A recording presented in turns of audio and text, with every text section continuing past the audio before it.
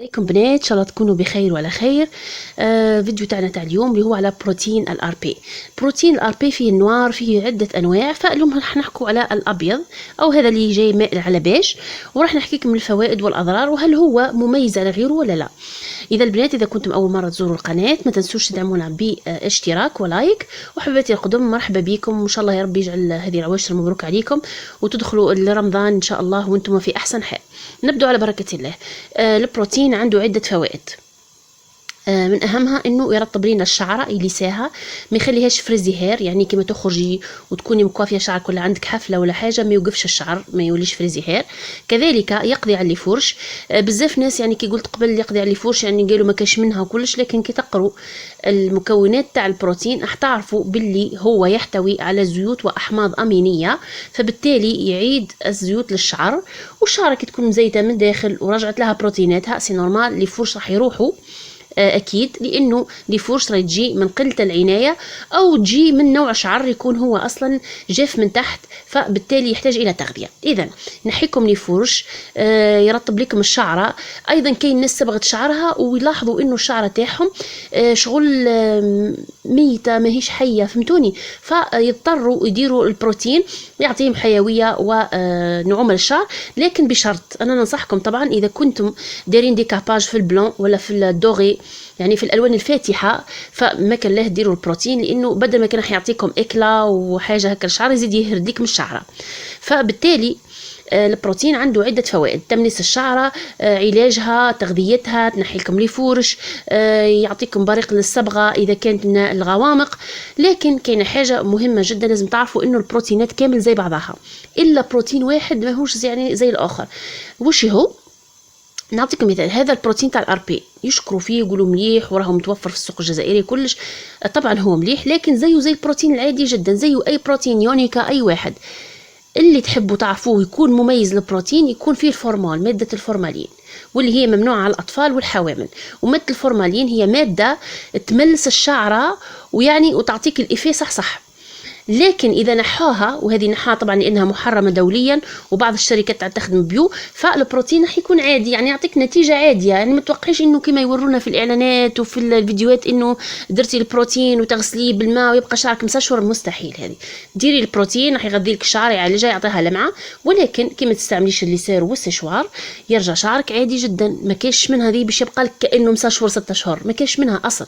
فبالتالي اللي معمل ولا عروسه تقول اني حندير البروتين وقعد لي 6 شهور ما نسشورش من الليسيس، ما كانش من هذه، لانه اللي صار فيها. نروحوا الان الى تطبيق البروتين تاع الار بي. زيه زي اي بروتين في السوق الجزائريه، تغسلوا بالشامبوان كلاريفيون، تقدروا تشروا تاعو هو تاع الار بي، وتقدروا تشروا تاع لا دوز غير ب 15000. نغسلوا شعرنا طاليه ولا 2 ولا 3 حتى نفتحوا المساميه، وتمسي الشعره تاعك تلقاها حرشه يعني تجعدت. وهذه الميزه اللي تاع الشامبوان، انه كي تجعد شعره معناها لي زيكا يتفتحوا. من بعد اخواتي واش نديروا؟ نقسموا الشعر تاعنا ونبدو نطبقوا البروتين تاعنا عادي جدا زي اي بروتين. نخليكم الفيديو في اول طريقه اللي نطبقها لكم. ومن الاحسن اذا كنتم عندكم شعركم شوي افريقي، بعد لا تطبقوا البروتين وتليسوه بالليسور 3 ايام من ذاك كنتم تليسوا فيه، ما تغسلوش وتبقوا تليسوا فيه. علاش؟ لانه لازم تدخلوا مليح البرودوي للشعره مادام يعني شعركم احرش. حاجه اخرى اللي شعرها افريقي وكدير بروتين تقول لك راح يولي ارطب، راهي ما كاش منها. هذيك الاشهارات والفيديوهات راهي مجرد يعني كذبه، فقط راهو بالليسير صح، كي تجبدي بالليسير راح يوليك ارطب، لكن بعد كي تغسلي يرجع شعرك كما راه، فقط انه يولي رطب، تولي الملمس تاعو ناعم، يولي سهل التسريح. فهمتوني؟ هذه هي دور البروتين. اللي يحب التمليس، الكيراتين هو اللي لازم يكون يعني تستعملوه لتمليس الشعر الافريقي.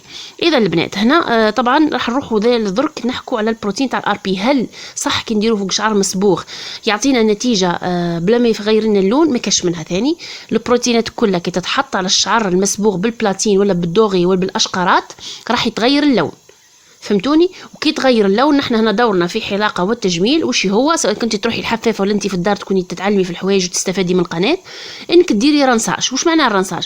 انا اليوم درت البروتين تاعي واللي مش تاعي في الزيت، يعني ولا اللون تاعها مش مليح، ندير له الرنساج اللي هو صبغه وماء وشامبوان، راح يكون اقل ضرر على الشعره ومش راح يحول لي البروتين تاعي يفسدهولي. تفهمنا؟ اذا البنات سؤال اخر ثاني يوصلني ديما على البروتين، شعري طويل قداش من دوز؟ شوفوا اذا الشعره تاعك غاثيه يعني خشينه وقاويه ماذا بك تشري 3 دوزات. اذا شعرك راهو خفيف وطويل اشري 2 دوزات. اذا شعرك قصير وخفيف ولا غاثي اشري دوزه واحده. وكاينه حاجه اخرى البنات لازم تشروا هذه لا بروس هذه او البنسو تاع لابليكاسيون هذه يطبقوا بها البروتين. شوفوا واش ديروا، هذا الشيته هذه انا كنت نخدم بها في الصبغه، الشيته هذه اللي من هنا ديروا بها على شعركم كامل غير بشوي هكا غير بالطرف، وهذا السلاك تجبدوا به، نحوا الزائد، جامي لا تحطوا كميه كبيره من البروتين على الشعره باش يعني تعطيكم نتيجه اكبر، لا بالعكس ديروا الشعره الى قد ما تسحق. وديما نبعدوا على جذور الشعره، لانه كي تبعدي على جذور الشعره 5 سنتيمتر هو اصل البروتين راح يتمدد شوي ويطلع يخليك 2 سنتيمتر. علاش؟